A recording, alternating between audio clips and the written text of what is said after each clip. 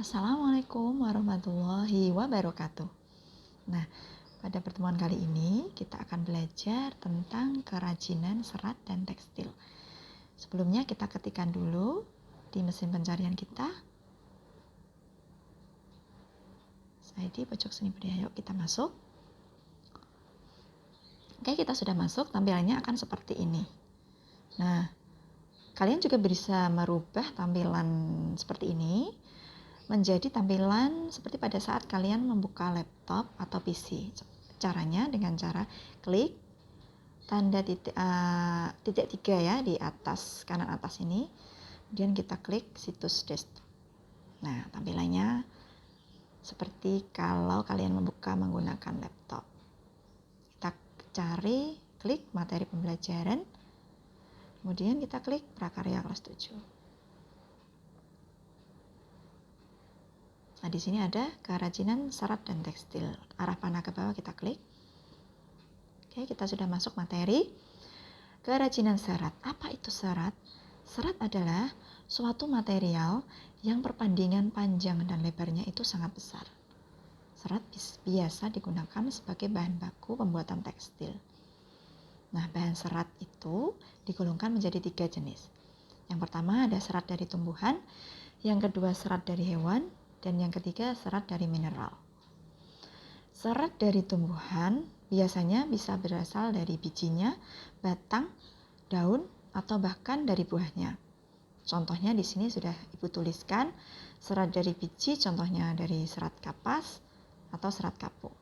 Serat dari batang contohnya dari batang pohon anggrek dan lain-lain. Serat dari daun contohnya serat daun nanas, enceng gondok, dan lain sebagainya. Nah, serat dari buah contohnya dari buah kelapa. Kemudian ada lagi serat dari hewan. Meliputi apa aja? Ada 2, yaitu serat stapel dan serat filamen. Serat stapel ini berasal dari rambut hewan, biasa disebut dengan wool. Nah, wool ini bisa didapat dari domba, unta, kelinci, dan lain sebagainya. Sifat serat wool ini sangat halus dan hangat bila dipakai. Dia merupakan penghantar panas yang baik dan tahan terhadap jamur. Yang kedua ada serat filamen, merupakan serat yang berbentuk jaringan. Contohnya yaitu serat yang berasal dari larva ulat sutra, yaitu bahan pembuat kain sutra yang harganya sangat mahal. Ya, sifat-sifatnya dia tahan terhadap sinar matahari, mempunyai daya serap yang cukup tinggi, tidak mudah berjamur, berbau seperti rambut terbakar, dan lain sebagainya. Nah, pengolahan serat itu ada 4, yaitu proses pemintalan benang, proses penggulungan benang, proses pencelupan warna, dan proses penenunan benang menjadi kain. Berikutnya ada proses produksi kerajinan bahan serat. Ada 3, yaitu proses menenun, proses menjahit, dan proses mengikat. Penjelasannya di sini ada semua ya anak-anak, kalian bisa baca.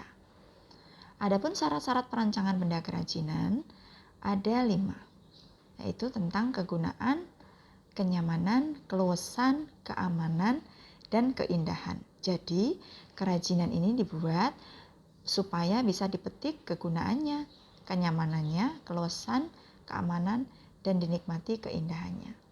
Oke. Kita masuk ke produk kerajinan serat tumbuhan. Nah, bahan serat alam dapat menghasilkan produk kerajinan tangan seperti apa? Ada tas, dompet, alas meja, dan lain sebagainya. Ya, teknik pembuatan kerajinan dari serat alam ini biasanya dianyam atau ditempel, juga bisa dijahit. Ya, biasanya pembuatannya dengan cara dikeringkan langsung menggunakan sinar matahari. Nah, alat produksi kerajinan serat tumbuhan sendiri itu ada apa aja? Biasa kita memakai gunting, cutter, pisau, lem tembak, mesin jahit, dan lain sebagainya. Sekarang untuk produk kerajinan serat hewan. Biasanya digunakan untuk kerajinan apa aja? Bisa untuk fashion, seperti shawl, baju, kaos kaki. Ya, itu diperoleh dari bulu-bulunya. seperti bulu domba dan bulu biri-biri. Ya, juga dari kulit-kulit binatang. Oke, sekarang alatnya. Alat yang digunakan untuk produk kerajinan serat hewan. Meliputi apa aja? Ada gunting, alat pencukur bulu, baskom, jarum jahit, dan lain sebagainya. Sekarang kemasan produk kerajinan bahan serat. Kita langsung saja, ada 4 fungsi utama. Yang pertama ada menjual produk, yang kedua ada melindungi produk, yang ketiga memudahkan penggunaan produk, dan yang keempat memperindah penampilan produk. Itu tadi penjelasan dari kerajinan bahan serat. Langsung ke kerajinan tekstil. Apa itu kerajinan tekstil? Kerajinan tekstil memiliki beberapa fungsi. Yang pertama ada fungsi penghias, yang kedua ada fungsi benda pakai, yang ketiga ada fungsi kelengkapan ritual, dan yang keempat ada fungsi simbolik. Dari fungsi penghias sendiri ada contohnya yaitu hiasan dinding. Dari fungsi benda pakai ada contohnya busana, tas yang biasa dipakai.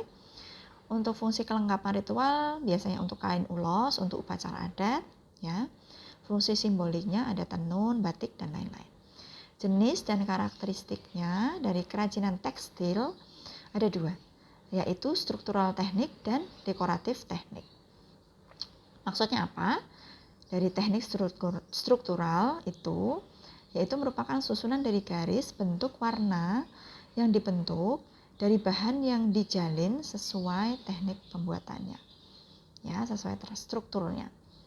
Contohnya apa? Contohnya tas yang dibuat dengan teknik rajut. Kalau teknik dekoratif itu perlakuannya atau sentuhannya pada permukaan busana memberi efek visual atau memperindah saja. Contohnya apa? Contohnya tas kain katun yang dijahit ulang. Ya, jadi di sini perbedaannya begini. Teknik struktural kalian membuatnya dari awal. Ya, kalau teknik dekoratif berarti kalian sudah ada bahan seperti tas katun tadi, kemudian kalian hias ulang dengan menggunakan hiasan pita contohnya ya. Jadi nilai keindahannya lebih dapat dan nilai fungsinya lebih bisa dipakai juga. Itu ya. Kemudian untuk proses produksi kerajinan tekstil itu ada bahan-bahan yang digunakan. Tadi seperti yang Ibu bilang ada kain katun, kain satin, benang nilon, dan lain sebagainya.